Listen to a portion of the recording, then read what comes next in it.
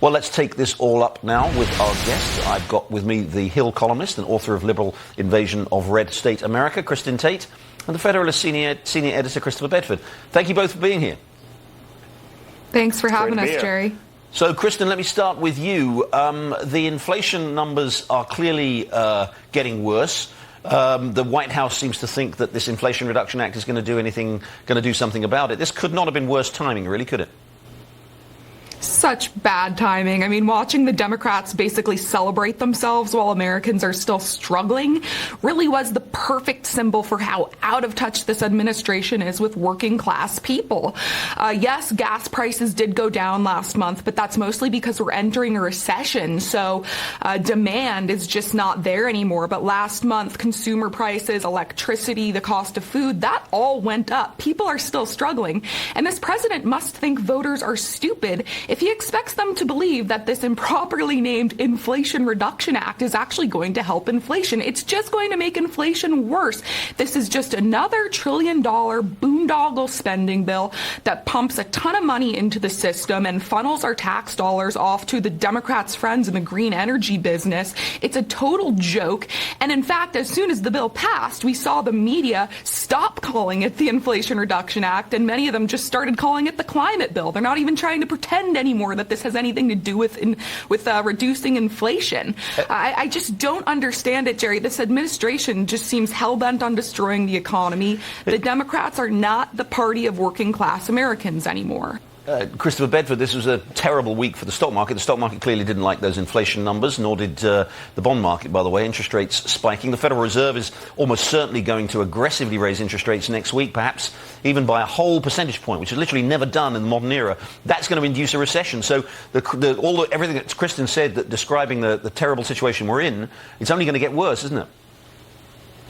It is, and right now the White House is trying to treat this as an imaging problem as opposed to just an actual policy problem that they have on their hands. And they're doing a terrible job at the imagery. I guess the guy who got fired over that Nuremberg-like rally, his replacement seems to have come up with James Taylor singing a song about suicide while the economy completely crashes all around us. Couldn't he have sung "You've Got a Friend in Me" or something like that? But this imaging problem is not going to be solved. This problem is not going to be solved by better imagery from the White House. They can't talk their way out of this like Joe Biden's been trying to do. There's a lot of different things that they can twist you around and about. They can claim that the border crisis is actually caused by Donald Trump. They can claim that crime is not a problem in America. But every single person across the entire country, when they go to the grocery store, when they get their electric bills and their energy bills after the heat wave, when they start to get some of the gas bills this winter, they can feel it. People are suffering. The majority of Americans right now say that they're suffering in some way economically, and there's no way for the White House to talk its way out of that. Kristin, just briefly, have Republicans got a good message on this, on inflation? Is their message getting through? Yes, but they need to stick to that message and stop letting Democrats bait them into talking about Donald Trump. This inflation problem and the high costs, this is what Americans care about. Republicans do have the winning message, but they need to stick to it. Those inflation numbers this week once again raise questions about Joe Biden's handling of the economy and what voters make of it. A recent Fox poll shows a close correlation between the state of the economy and Biden's overall approval ratings. Both ticked up slightly in the last month. But while Democrats struggle to tame accelerating inflation, Republicans struggle with messaging around abortion. This week, Senator Lindsey Graham introduced a new national abortion restriction bill. And of course, there's always the specter of Donald Trump in the background, which also doesn't seem to benefit Republicans. So with inflation, abortion and Trump topping the list of voter concerns, how will all this translate into votes come November? Let's talk about this with our panel. Christopher Bedford, with the economy clearly, with the inflation and the mess, the problem that we have, the economy clearly deteriorating, Biden's approval numbers on the economy are terrible. Democrats should be heading for a shellacking, shouldn't they, in November? But somehow there seems to be other factors going on at play. What do you think is going on? Well, I think the Democrats still are heading for some major trouble right now, despite the fact that if you read a lot of their defenders and corporate media, they're saying over and over again, it's not true, it's not true, the economy is fine, the border's fine, everything's fine, only DeSantis is bad, and Democrats are going to win. If you look at every single one of the races right now, the competitive races, Republicans are either within the margin of error or pulling ahead. Even Masters is starting to pick up on the Democrats. And there are a lot of Republicans, there's a lot of weak-kneed Republicans in leadership who never do want to talk about some of the the more difficult issues that we have in our society? Are we going to get our abortion regime, for example, more in line with Western Europe as opposed to where it is right now, along line with North Korea and China for its barbarism? We're going to get it to 15 weeks, something the majority of Americans agree with. Of course, inflation is a problem, but we can talk about more than a couple things, especially in a not general election right now. When you get the midterm election, that's going to be a base election. The culture war things that put people like Governor Youngkin in charge of Virginia are things that also push a lot of those Republican voters to get to the polls. I think shirking from those would be a mistake from some of the leadership camp. Kristin Tate, what did you make of Lindsey Graham's move this week to introduce a bill that's obviously got no chance of becoming law, but got a bit of political messaging, introduce a bill that, as Christopher says, would introduce a federal restriction on abortion to 15 weeks. Is that good politics? Is it good policy? It's terrible politics. I mean, you have to wonder why Lindsey Graham did that. It seems like Republican sabotage, frankly. But look, I do think Republicans should be doing a lot better in the polls than they are. Look at what's happened to this country since Joe Biden became president. Our border is wide open. Crime is through the roof. We have a failing public school system. Inflation is out of control. I live in a suburb of Houston, and when you talk to the people who I live near, they are all very concerned about these issues. The problem is that Republicans have allowed the Democrats to hijack the narrative and shift all of the focus to Donald Trump and MAGA Republicans being a threat to democracy, and that is what the headlines are about right now. And Republicans win elections when they run on issues. They cannot let the Democrats distract them with Donald Trump and these so-called threats to democracy. But unfortunately, the Democrats do have the whole mainstream media on their side. So they've got that going for them, but Republicans need to stay focused on those issues that the voters actually care about. Christopher, just briefly, Donald Trump has been very much back in the news, very much the focus of legal attention. And as Kristin says, the Democrats want to make this whole issue of MAGA as a threat to democracy a key part of the election campaign. Is that working for them? Well, no, I mean, it might actually be. They're going to try and push this January 6th committee back to October.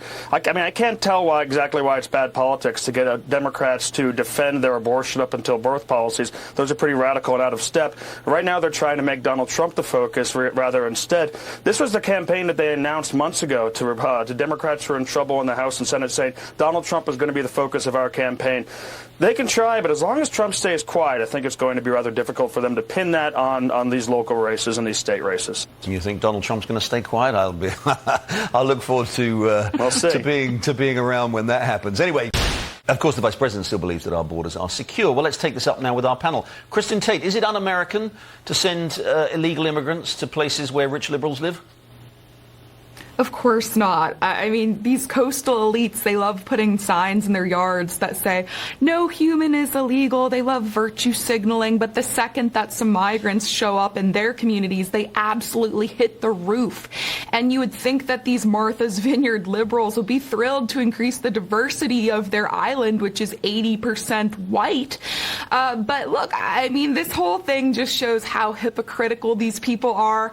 And, the move by DeSantis to send the migrants to Martha's Vineyard has been called cruel, but I'm not sure what's cruel about sending families seeking a better life to one of the most beautiful places in the United States. And then you have these huge cities like Chicago and Washington, D.C. and New York City declaring emergencies when a few thousand migrants are sent there.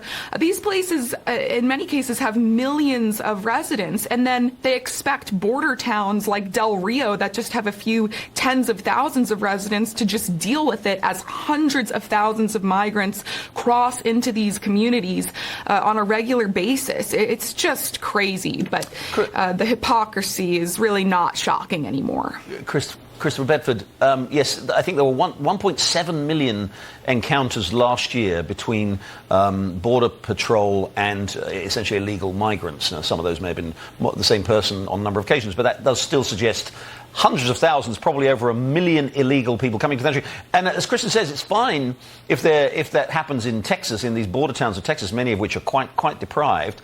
But when a few thousand show up in New York City or a few hundred in Chicago, apparently it's a crisis.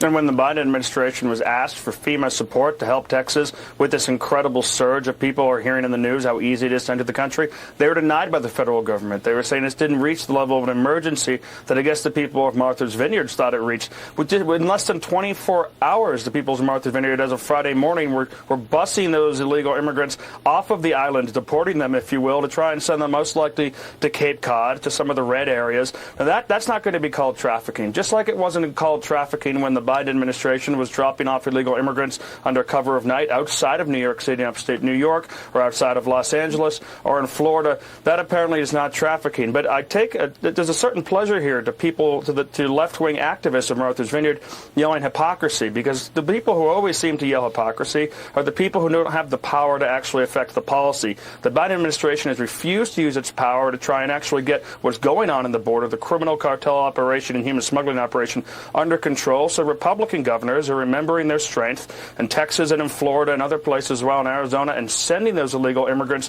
throughout the country to try and spread that pain around. They're actually using their power to affect policy and to affect opinions, and it's high time Republicans did that. Well, let's see what our panel thinks. Christopher Bedford, you don't have to like the Queen or the monarchy. Americans obviously famously threw out one of her ancestors a long time ago, but you think you could at least wait until she's been buried before spewing all this bile, don't you? And at least some of these historians could have a thin grasp of history, and so many of them don't. They just have these knee-jerk reactions. I mean, let's say we look at the British legacy, the legacy of British Empire throughout the world. Places like Belize, South Africa, United States, Canada, Singapore, Hong Kong is a great one. These are places that are absolute pinnacles of law, prosperity. They surpass all of their neighbors in liberty. India, these are places where the British were. They left an imprint throughout the world that was extremely, extremely positive, and you can see it when compared to their neighbors. Of course, the Queen had very little to do with that. She became monarch at the end of World War II and helped wind down the British Empire over those years as a figurehead with rarely a misstep. But to these people and these historians, what she represents is a tie to the West, a tie to Western civilization, a tie to a people that used to believe in themselves, a tie to the World War II generation, to people like Winston Churchill. That's why they hate her, and that's why people who are American, people all over the world can mourn her, because we're looking at someone who spread across history with grace and with style and with honor and dignity, and to lose her is something that the world should mourn. Kristin Tate, it is, as Christopher says, it's as much a mark of their ignorance as a mark of their unpleasantness, isn't it, that they say these things? Of course. And you look at what the Queen represented. She represented dignity, grace, tradition. She was a woman of God. But most of all, she represented Western civilization and the British Empire. And that's what this is really about to these media ghouls. It is not about Queen Elizabeth. It is about taking the opportunity to be able to tear down Western civilization and make these predictable partisan points. And ironically, all of these media personalities are sitting basking in the fruits and the innovations of Western civilization as they are making these comments. It's just so predictable. These people are just full partisans, and their ignorance is on display for the world to see. But this is what we've come to expect from our betters in the media. Very well said, both of you. My great thanks to Kristin Tate and Christopher Bedford.